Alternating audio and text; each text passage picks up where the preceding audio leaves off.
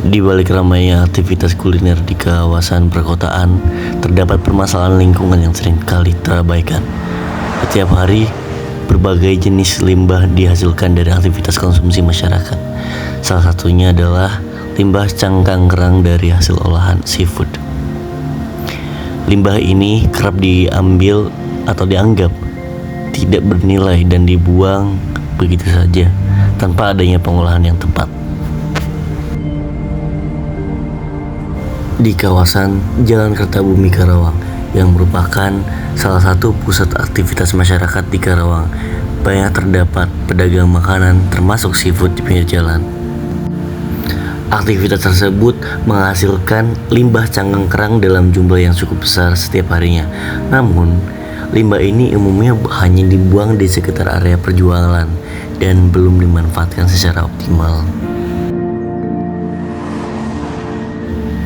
Dampak permasalahannya adalah penemukan limbah cangkang kerang ini dapat menimbulkan berbagai dampak negatif. Bau tidak sedap yang dihasilkan dapat mengganggu kenyamanan masyarakat sekitar. Selain itu, kondisi lingkungan menjadi kurang bersih dan berpotensi menimbulkan pencemaran.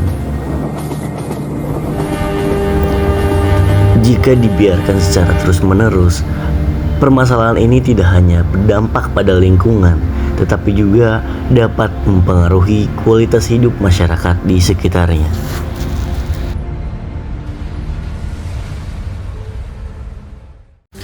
Namun di balik permasalahan tersebut terdapat potensi yang belum dimanfaatkan secara maksimal.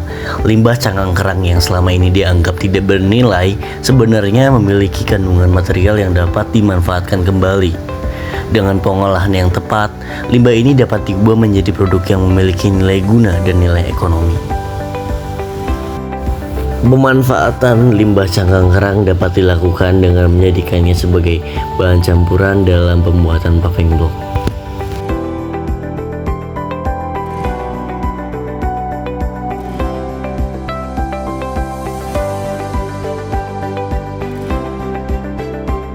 Ini kan lagi proses pengumpulan limbah-limbah cangkang kerang hijau untuk kita proses menjadi nilai manfaat yang lebih baik. Emang bisa Pak jadi apaan Pak? Alhamdulillah kita harus merubah dalam bentuk gestur cangkang ini menjadi material pasir cangkang kerang hijau namanya. Oh, pasir cangkang kerang hijau? Ya, jadi bentuknya itu nanti cangkang ini berubah menjadi pasir cangkang kerang hijau. Yang kita fungsikan untuk produk beton dan produk pakan burung. Wah, bisa Pak dijadikan kayak gitu Pak? Alhamdulillah progres sudah berjalan dengan baik. Boleh nggak nih Pak kita ngeliat proses pembuatannya Pak? Boleh, untuk sementara ini kita kumpulin bahannya dulu ya. Oke, Jadi kalau kita bawa gitu. sekalian ke darat. Ya, kita bantuin dulu nih Pak. Ayo, kita kumpulin.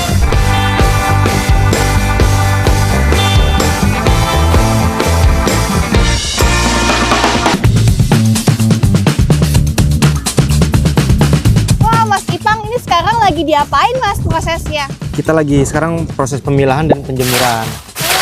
Panjang hari ngolah berapa banyak Mas? Satu hari itu minimal 1 kintal, kadang 1 ton kalau memang lagi ada aktivitas lebih lanjut gitu. Jadi bisa 1-2 kuintal sehari gitu ya? Iya, minimalnya seperti itu. Berarti kalau habis dijemur tuh diapain selanjutnya Mas? Halo sahabat DI, dari pemilahan tadi kita buat proses pengayakan. Oh, tadi habis dijemur hasilnya kayak gitu Iya, Mas? ini hasilnya Wah, setelah itu penjemuran. udah nggak hijau-hijau lagi Mas ya? Betul sekali. Oh, itu berapa lama Mas bisa kayak gitu? Nah, kita biasa 1 hari nih kalau cuaca lagi nggak panas. Oh, gitu Nah, kalau ya? cuaca lagi panas-panasnya kali cuma 1 jam atau 2 jam. Jadi dia bisa langsung kayak setengah-setengah pasir gitu Mas ya? Iya, betul. Cuman dipanasin doang tuh? Betul sekali. Oh, oke. Jadi yang kena air kalau didiemin lama-lama dijemur bisa kayak gitu ya? Iya, betul sekali ini jadi seperti ini. Mantap, mantap, mantap. Dan ini juga mau diayak belakang? Iya, kita mau proses pengayakan ini. Oh, oke. Itu ayaknya gimana Mas? Oke, boleh kita lanjut ke sini. Oke, coba kita masuk. Wah, kita lihat lebih dekat nih Sobat Daai. Nah, Wah, ini pun pakai manual ya Mas ya caranya ya? kita manual pengayakannya. Wow, tuh lihat tuh Sobat Daai. Jadi dia akan jadi lebih halus gitu ya Iya. Mas ya? Ini biasanya perlu berapa kali Mas? Dari pengambilan tadi, pengeringan tadi ya kita ambil sisanya.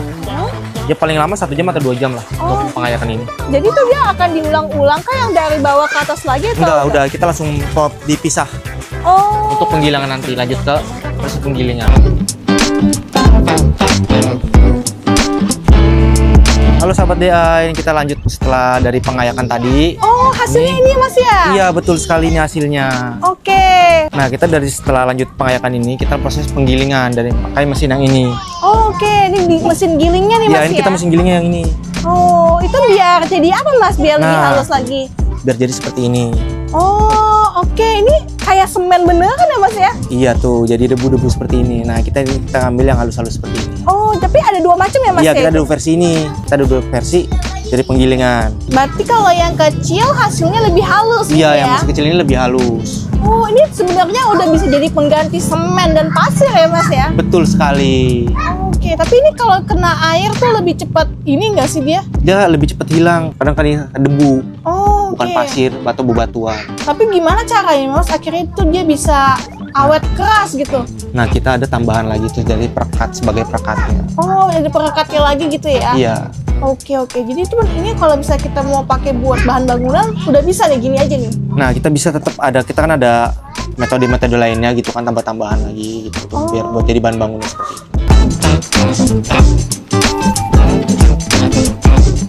Oke sahabat DA, kita lanjut setelah dari penggilingan tadi, kita lanjut proses percetakan paving block. Widih, jadi bahan-bahannya apa aja nih Mas? Nah, yang tadi seperti tadi itu dari bahan kerang hijau, tambahan air, dan kita udah proses sudah jadi nih. Oke. Paduan tadi. Wah, bener-bener kayak semen tuh Mas ya? Iya. Wah, itu untuk porsinya sendiri berarti air sama ininya? Dari cacahan kerang hijau tadi, nah kita ada tambahan perekat juga buat memperkuat bahan betonnya. Oh, oke. Kita kan main angin-anginan aja nih kalau soal percetakan ini. Paling lama 1-2 jam. Oh, udah keras tuh. Udah belum keras, belum maksimal untuk pengerasan gitu. Tapi untuk bisa dicopot dari cetakan, Oh, biar lebih cepat kering. oke. Nah. Terus baru dimasukin lagi gitu? Iya, gitu. Oh, Ini kita proses penaruhan nih. oke. Wah, ini beratnya berapa kilo Mas? Nah, kalau untuk masih basah seperti ini, 3-4 kilo. Oh, oke, 3-4 Nah, kilo nih. Wah, kita tungguin aja nih Mas dengan cahaya matahari Iya, dengan nih. cahaya dan matahari dan angin-angin aja.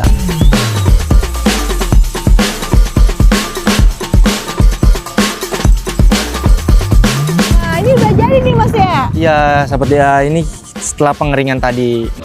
Ini butuh proses kesabaran nih kalau mau keluarinnya sahabat Daai. Wah, Nah. akhirnya keluar juga. Wih, Ini hasilnya. mulus banget Mas. Wah, itu mulus banget ya dari cetakannya itu ya. Keren. Siapa sangka tuh dari limbah cangkang kerang hijau bisa jadi paving block kayak gitu.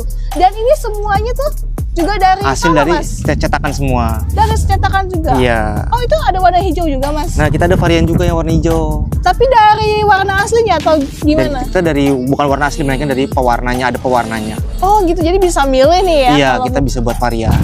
Keren. Dan itu juga udah dipakai di sini ya Mas ya? Kalau kita Iya, lihat nah ya. ini kita yang sudah digunakan langsung. Wah nih, dan ini dipakai untuk di kantornya Cangkring nih. Cangkring, kantor Cangkring.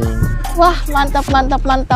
Tapi apalagi sih Mas untuk produk-produk lainnya nih setelah ini? Kita ada kloset, ventilasi udara seperti itu kita ada. Oh oke. Kalau kecil-kecilnya ada nggak Mas? Nah, kita ada asbak. Yang di meja-meja? Iya, di meja-meja seperti itulah. Nanti kita lihat ke atas nanti mini galeri kita. Oke, siap. Dan bisa jadi hasilnya tuh kayak kecil-kecil juga nih Mas ya? Iya. Banyak sekali di galeri juga ya. Oke, terima kasih banyak nih Mas Ipang atas waktunya, kita udah dapat pelajaran yang berharga banget. Kalau gitu yuk kita lihat lagi lebih lanjut sama Dai.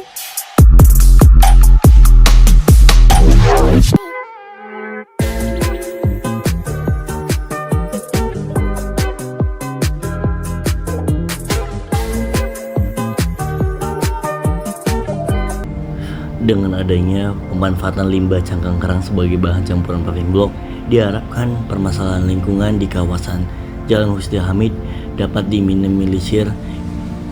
Inovasi ini tidak hanya diberikan solusi terhadap limbah, tetapi juga menciptakan nilai guna dan nilai ekonomi bagi masyarakat. Oleh karena itu, diperlukannya kesadaran dan peran aktif dari berbagai pihak agar pengolahan limbah dapat dilakukan secara keberlanjutan.